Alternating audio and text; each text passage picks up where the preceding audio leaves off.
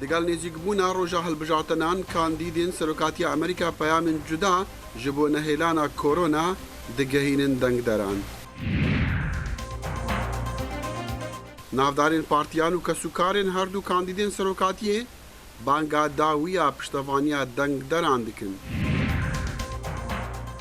û xelkê Tirkiya boçonên cuda li hember hەڵبژaردنên Amerîka hene.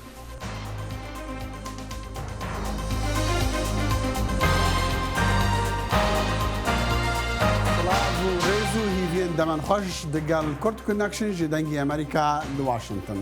لای منیشەوە ئیدەمەتان خۆش هەینی دەمژمار نەوەنیمە شەوەکی وەدەم واشنگتن ئومیدوارم وەلمانە خۆش بگوزارێ. سەرۆکی ئەمریکا دانالد ترامپ و ڕکابەرە دیموکراتەکەی جۆ بایدن چەند ڕۆژێک پێش هەڵبژاردنەکان لەگەڵ لە ئەنگیرانیاندا لە ئیالەتی فلۆریدا کە یەکێک لە ئیالەتە یەکلاکەرەوەکانە کۆبوونەوە و ڕێوشوێنی جیاوازیان بۆ چارەسەرکردنی پەتایی ڤایرۆسی کۆرۆنا پێشکەش کرد. ڕاپرسیەکان لە سەرتاسەری وڵاتەکەدا وا پێشان دەدات کە بایدن بە پلەیەکی زۆر لە پێشەوەی ترامپدایە، بەڵام لە ئاستی ئیالەتە یەکلاکەرەوەکاندا جیاوازیەکە کەمترە کە ڕۆڵێکی گرنگتر دەبینن لە دەرەنجامە کۆتاییەکەدا و لە ڕاپرسیەکی ڕۆژی چوارشەممەی ڕۆیتەرزدا وا پێشان دەدات کە هەردوو زۆر لەیەکەوە نزیکن. بایدن 49% و ترامپ 47% بە دەستهێناوە. فلۆریدا گرنگی زۆری لە هەڵبژاردنەکاندا هەیە، بەو پێی ئەو دەنگانەی بۆ تەرخانکراوە 29 دەنگە و ترامپ لە ساڵی 2016 بە ڕێژەیەکی زۆر فلۆریدای بردەوە. لە ڕۆژین داویبەری هەڵبژاردنان کەمپێنین سەرۆک دۆناڵد ترامپ و نامزەدی دیموکراتان جۆ بایدن بانگا خۆیان داوین دگەهینن دەنگدەران. سەرۆکێ بەرێ بەراک ئۆباما بانگەشەیە ji بایدن ڕێدکە و ئەندامên malbata Trump jî ketine xebatî. سەرۆکی بەرێ ئەمریکا باراک ئۆباما li seranserî welatê digerît da ku bû cêgirê xwe berê Joe Bidenî kempeynan biket. Rola wî ew e ku axiftinan dijî serok Donald Trumpî bêjît. Axiftina wî ya vê dumahiyê li ser çi bû? Ku mirov hizra xwe gelek dane ser Covid, çavê wî pê narabin ku medya hemî behsa Covid dikin. Di gel bêrêziya wî, Obama bi rolê hêrişgerekê beravan ji bo Bidenê rabûye. Yê ku kempeyna diket da ku peyameka yekgirtî bigihînît, xwe deten yasîn wekû çareserekên niştîmanî bi welatekê da beşkirî. Ya asayî ev stratejiyeka taybet e bi berbijêrê cêgirê serokatiyê ve. Lê eger te êk hebît ku hêrişkarê beşê beravaniyê bît, wek Barack Obamayê bît, ya diyar e ku ew gelekî amade ye bi vê rolê rabît ji ber ku xelek wî baştir ji kamêla herêz dinasin. Ev e biryareka cihê xwe da ye. Serokê Komariyê vê dumahiyê George W. Bush ji bo Trumpî hiç kempeyn nekirîne. Destpêkê da em bîra xwe bînine ve ku me berînoke gelek ezmûn derbas kirîne. O piştî 11 min malbateka gelek hêja dît, radibît bi xelatkirina mêrxasan û xeman heldigirît. Berpirsyarê nû yên ne berçavkirî qebûl diket. Li heyva pênc Bush peyameka vîdyoyê li ser yekgirtin di vê pandemîkê da belav kirbû. Trumpî di twîtekê da bersivawî da û rexne lê kirin ku di demê dadkirina serokê di Kongrêsî da Bushî çi tişt negot bûn. û li şîna hindê bu kempeynên xwe Trumpî pişta xwe bi zarokên xwe ên genç Don Jr., Eric, Tiffany û Ivanka Trump vegirê daye. Some of you were probably Democrats not too long ago. Ne ji mêja çêdbît gelek ji we demokrat bûn. Lê hîn nizanî ka ew partî bûye çê. Plana wan ew e ku Amerîka biguherin bi welatekê sosyalîst. He doesn't have the type of loyalty. Wî li derveyê malbata xwe çi piştevaniyeka wesanî ne. Malbata wî di van salan da giringiyek peyda kir.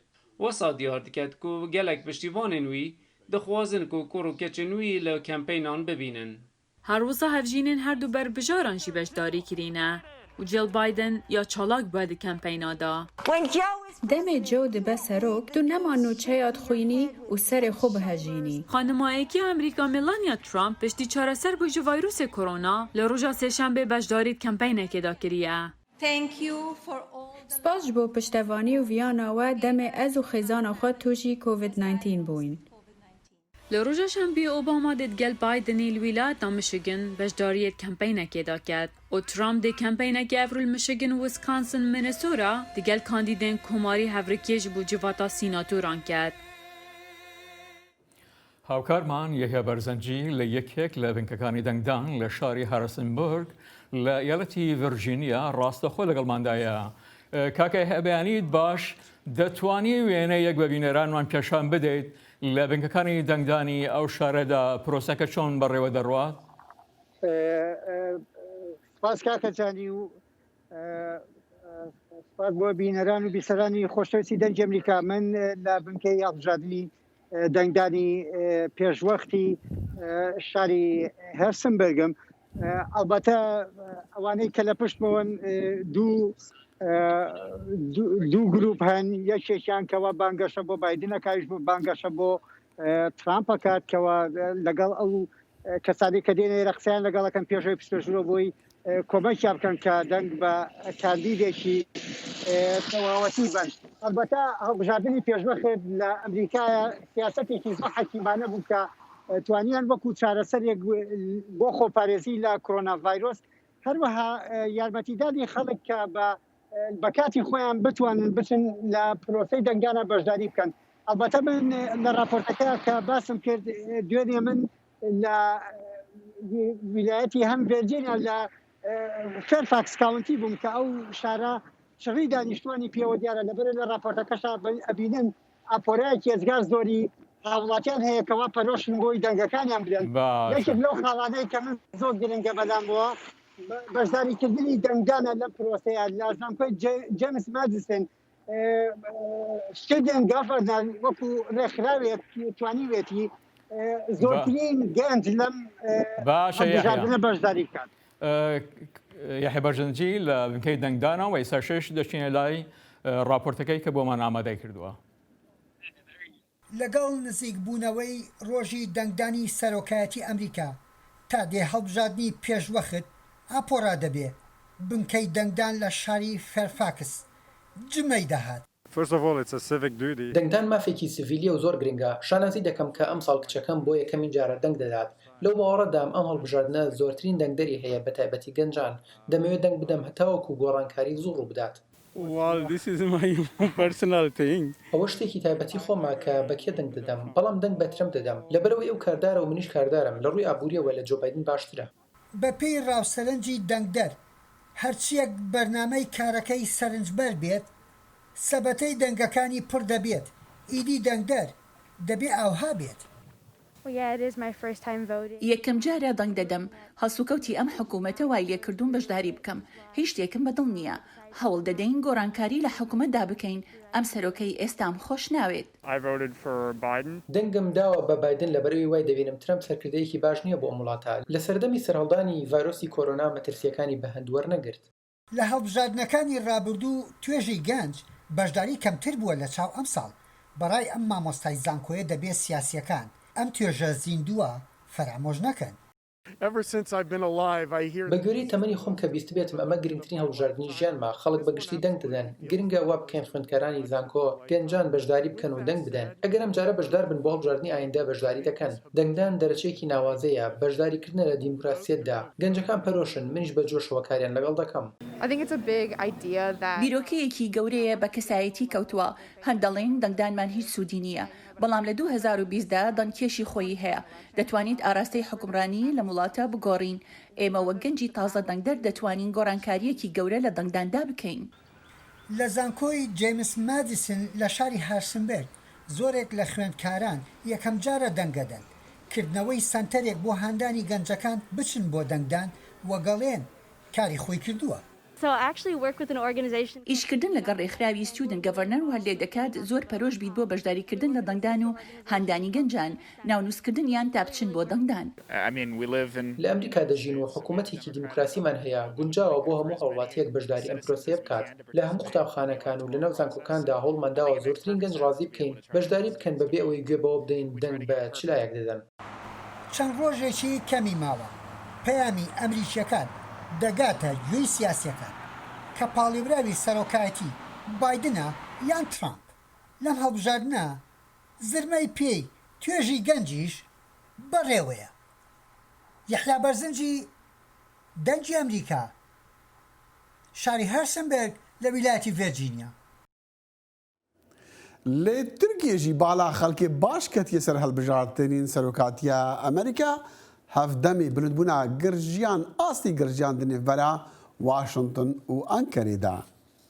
و هەروەک لەم ڕاپۆرتەدا دەبینین دۆریان جۆنز لە ئێستانبولەوە بۆ دەنگی ئەمریکا ڕێدەگەیەنی زۆری وا دەبینن دۆناڵد ترامپ پەیوەندیکی باشی لەگەڵ ڕۆژەتەی بەردوگان سەرۆکی تورکیادا هەیە لە کاتێکدا بەشێکی تریش پیان وایە جۆ بایدن بۆ چوونێکی پراگماتیک ورد و هەستیارانەی هەبێت.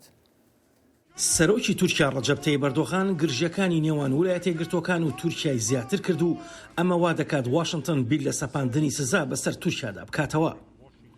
ئەردۆغان وەڵامی شەرمەزارکردنەکانی واشنگتن دەداتەوە لەبەرەوەی تورکیا سیستەمی موشەکی ڕووسی S400 تاقی کردوتەوە کە لەم دوایەنەدا دەستی کەوتووە. واشنگتن ئیدعا دەکات کڕینیە و موشەکانە پێشێرکردنی یاسا و ڕێساکانی ئەمریکایە و هەڕەشەشە بۆ سەر سیستەمی بەرگری ناتۆ.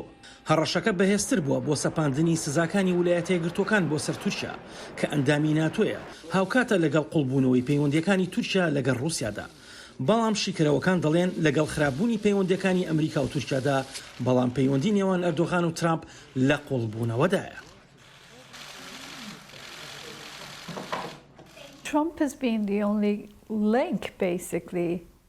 ترامپ تاکە هاوپەیوەندی بنەڕەتی بووە لە نێوان تورکیا واشنگتۆن. پەیوەندیەکە لە ماوەی ئەم چەند ساڵەی دواییدا زۆر خراپ بوو بە ئەندازەیە کە لە کاتی تەلەفۆنەکەی نێوان ترامپ و ئەردۆغاندا کە بە دوو هاوڕێی نزیک لە یەک ناویان دەبرێ ئەو پەیوەندیە بوو بەهۆی ئەوەی کە لە زۆر ڕووە لە یەک نەترازێن. ڕەخنەگران ترامپ تومەتبار دەکەن بۆی کە بێدەنگی هەڵبژاردووە بەرامبەر تۆماری تاوسەندنی پێشێرکردنەکانی مافەکانی مرۆڤ لە تورکیادا سەرباری شەرمەزارکردنی بەرفراوانی نێودەوڵەتی لەو بارەیەوە. ڕکابەرە سەرکیەکەی ترامپ جۆ بایدن بە توندی ڕەخنە لەو پەیوەندی نێوان ترامپ و ئەردۆغان دەگرێت و بەڵێنی هەڵوێستی پێداگری زیاتر دەدات بەرامبەر تورکیا. لەگەڵ بەڕێوەبەرایەتیەکەی بایدن داوا خەریکە کە بە دڵنیاییەوە پتر باز لە بابەتەکانی مافەکانی مرۆڤ و دیموکراسی دەکرێت کە لە ڕووی نەریتیەوە ئەو کەیسە بووە لە نێوان پەیوەندیەکانی تورکیا و ویلایەتە یەکگرتووەکاندا. تۆ هەمیشە ئەمریکایەکت هەبووە کە خواردن و کوتەکی بەکارهێناوە. بەڵێ دەمانەوێ ببیتە هاوبەشی سیاسیمان، بەڵام هەروەها دەمانەوێ ماڵەکەی خۆت بە شێوەیەک لە شێوەکان لە ژێر فەرماندا بێت. تورکیا لە ڕووی استراتیژیە و گرنگە بۆ ویلایەتە یەکگرتووەکانی ئەمریکا و هاوپەیمانەکانی ناتۆ کە عێراق و ئێران و سووریا دراوسەی ئەون. لەسەر وەختی بەڕێوەبەرایەتیەکەی ئۆبامادا لەگەڵ ئەردۆغاندا سەبارەت بە سووریا لەسەر کۆمەڵی خاڵی یەجگار گرنگ کاری کردووە و ئەنکەرە پشت دەبەسێت بە پراگماتیزمی دیموکراتەکان ئەگەر بایدن بیباتەوە. حکوومەتەکان بەپێی بەرژەوەندیە گرنگەکانیان هەنگاوی خۆیان بەرەو پێشەوە دەنن.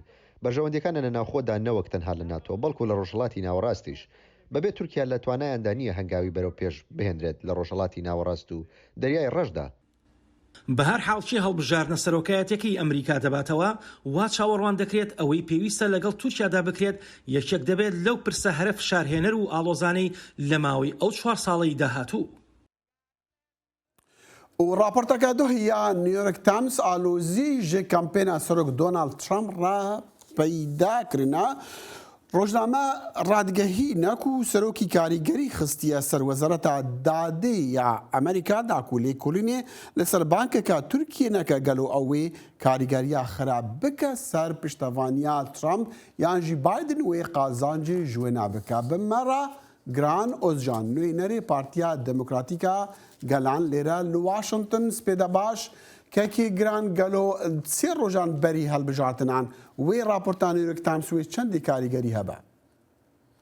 يعني كاك داخل مرحبا بري هرتشتي وك رابوران جي دبيجن راسته بالا اردوغان و دولات ترك لسر هەڵبژاردنی امريكا پرزيده هي جبر همو برجواندين اردوغان و دولات ترك ده بەردەوامکردن سەرۆکاتیە ترامپ دايه. يعني همو دولت ترک همو آلیگرین اردوغان دخوازن ترامپ سر بکه بجاردن پشتی 3-4 روزان بس ام دبینن خبرین لور ام دبینن کو بایدن لپیشیه و اوجی جبو دولت ترک و حکومت ترک پر تشتکی باش نینه جبر همو سازین امریکا ام دبینن حکومت امریکا یعنی همو سازین حکومت امریکا وکی کنگرس وکی پنتاگون دژبەری هەمبەرێ ئەردوان و دەولەتە تورک چی بووە بەس هەیانەها تێکیلیە ناوبەرە ئەردوان و ترامپ ji hemû tiştir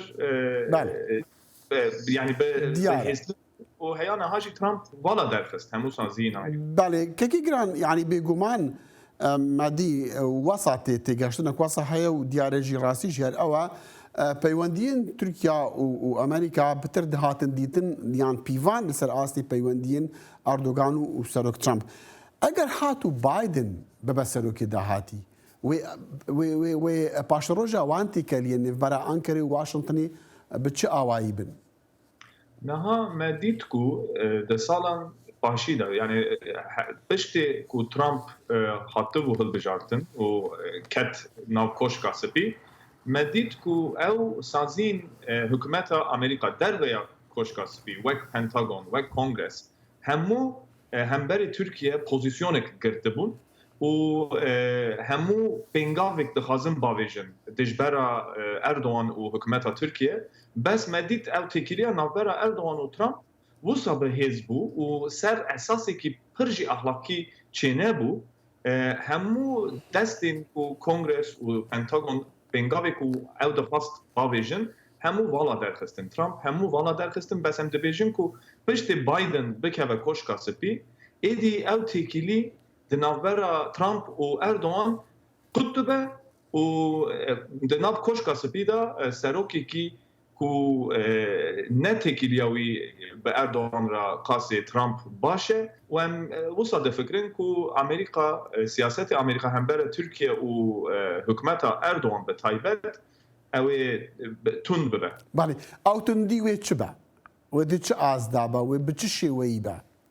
Niha hinek li Kongres sanction hene amade ne yani ji ber Türkiye ji Rusya S-400 girtibû otomatik yani sanctionê otomatik ambargoya otomatik yên ku Kongres pêwîst e ku çêke ew ê bên çêkir gorê em dibînin yani piştê hilbijartinê mehkî du meh piştê hilbijartinê ew ambargo hembera Tirkiye bên li darxistin û ev jî hembera ekonomiya Tirkiye pir awazekî yani pir tund darbeyekî pir giran ew lêxine û em dibînin ku yani dema Biden bikeve koşka spî ew ambargo bi awayekî otomatik bikevin hembera Tirkiye.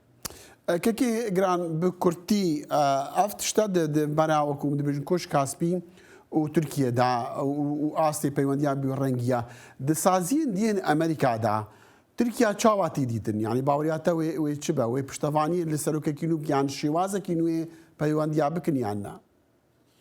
Bi rastî qasê ku em dibînin di nav hemû saziyên hikûmeta Amerîka'da dijbertiyekî mezin hatiye avakirin dijbera hikûmeta Erdogan bi taybet bes ew neha bi awayekî dijbertiya hembera hemû dewleta Tirkiye çê dibe û em dibînin nav Pentagonê di nav Kongresê da ew dijbertî pir giran e pir mezin e bes di nav State Departmentê biçûktir e hinek kes di nav State Department yani Wezareta Karê Derveya Amerîka'da du kamp hene yek kampekî ku dixwazin têkiliya navbera Amerîka û Tirkiye baştir bibe û dixwazin wî avayê berdewam ew têkiliya berdewam bikin bi taybet û piranî dibêjin ku êdî Tirkiye ne îttifaka me ye ne dostekî stratejîk ya me ye û gor wî bi tevger giran gelkê spas ji bo demê te sîvîdarim li demên bên me bitir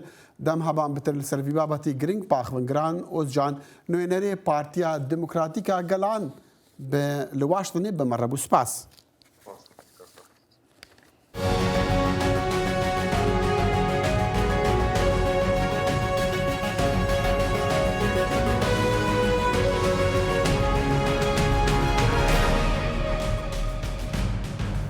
و تشتی هری بالکش ده هەڵبژاردنین ئەمریکایên 2020 دا دەنگدانا bi postê û dengdana pêşwexta li gora hejmarên hinek saziyên Amerîkî ta îro pitir ji 82 milyon kesan deng daye lê gelo meza cê dengderan li Virginia di ڕێزên دەنگدانێدا لە پێش بنگەهان چاوایە بە تایبەتیژی لەڤاندوو ڕۆژن و باران دەبارە نەجی باڵایی بە دەنگدەر و چاودێرên بنگەهێ لاوڕل هێڕا ئاخفتیە.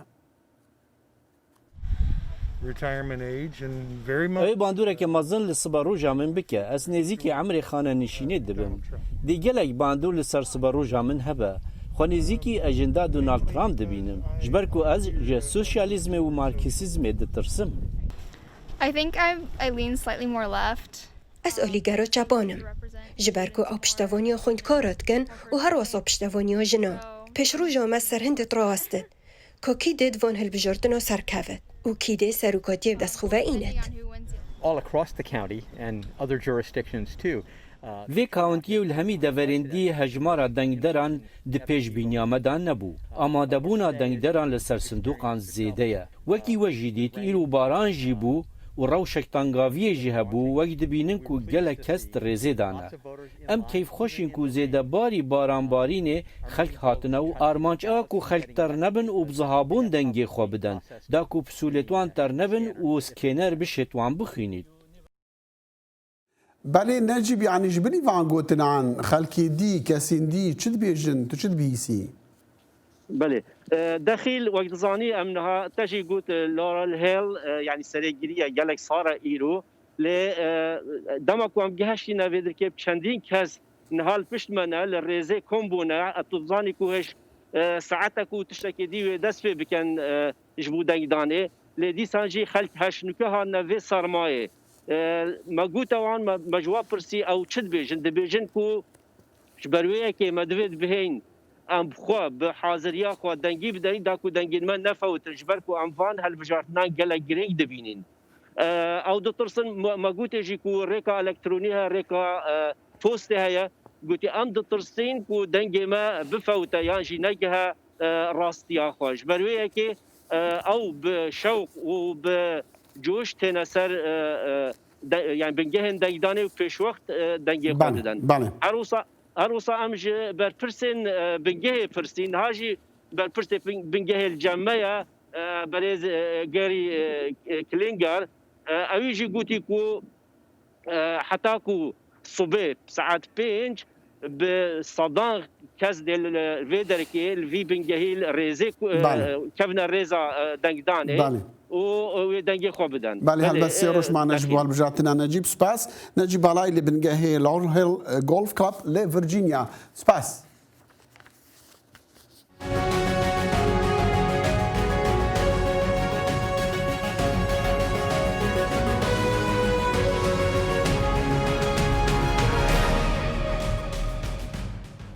ئەمریکا مۆزاییکە لە ڕەنگی جیاواز ڕەگەزی جیاواز نەژاد و نەتەوەی جیاواز بۆ تیش خستنە سەر ئەوەی ئاخۆ لە هەڵبژاردننی سەرۆکایەتی ئیمساڵدا ژنان چ ڕۆڵێکیان هەیە ڕوودەکەنێ لای خانم وان ڕەشید کە لە شاری ناشڤیل لە ئیالەتی تەنسی ڕاستەوخۆ لە ڕێگای سکایپەوە لەگەڵماندایە وان گەلێک خۆش هاتن ji بۆ بەرنامەیە کۆنێکشن هۆن ڕۆڵا ژنان دە هەڵبژاردن سەرۆکایەتی ئیساڵدا چاوە دەبینن؟ بوبرا كرديو مشي بيشاك نقوات از امريكا مالتمون بس جنك حكو تنگ خوبتن بو اف presidential election قالك شكو مهمة موليدو نوزدا جنك شيون تنگ خوبتن بس اغلبه امريكي بون جنك تسبي موليدو شستو بنج after civil rights همی جنک راش لوجت چبیک شیو دنگ خوب بدن گلک مهمه دنگ خوب بدن اف 2020 election بر گلک مروف هزار خود کن دبود چی از دنگ خوب بدم و ده چل من هتن هکو از دنگ خوب بدم كتشيكو جنك بتر تزانن هكو شولت كان هكو مولي خوري بان لازم حكمتك بشتوان جريتن وهكو بشتوان نجريتن بوان نباشه وان جنان لە هەڵبژاردنی نیشتمانی ناوەڕاستی ساڵی 2018 وەک هێزێکی سەرەکی سێردەکریان کە 53% دەنگیان داوە و ژنانی قەرەخشار یان سەبرب یارمەتیان لە سەرکەوتنی ترامپدا شیانی هەیە دیسان ئەو ژنانە لەم هەڵبژاردنەدا دەنگ بە ترامپ بدەن؟ ئەوە تو سەخکەی ئایۆوا بۆ ژێراکە ئەمریکا پۆڵێک واکرد هێزرۆ کوتە پرسیارە ژنگا گەریە سەبەربە کوتی ئەوە هەکوتو دەنگ خو بدەی ترامپێ ئۆن بایدن دکی بیتن وێ پۆڵێ نیشادا 11% ژنێک پێدێت دەنگ خو بدەن بایدنش ترامپێ و ئایۆوا 2016 بوو ریپابلیکن بەس بەری 2016 ديمقراط بو ام هزرو خود كان جن كت صبر يتزونن بلكي هزرتون نقال رئيس أمريكا بلكي قال فايس بريزيدنت بايدن لە هەڵبژاردنی ساڵی 2016دا ژنان بە زۆری 94% دەنگیان بە هیلاری کلینتندا بۆنی کاملە هەرس وەکو خانمێک لەسەر تکتی بایدن تا چەند شیانی هەیە لە ڕاکیشانی دەنگی ژنان بۆ کاندیدی دیموکراتەکان و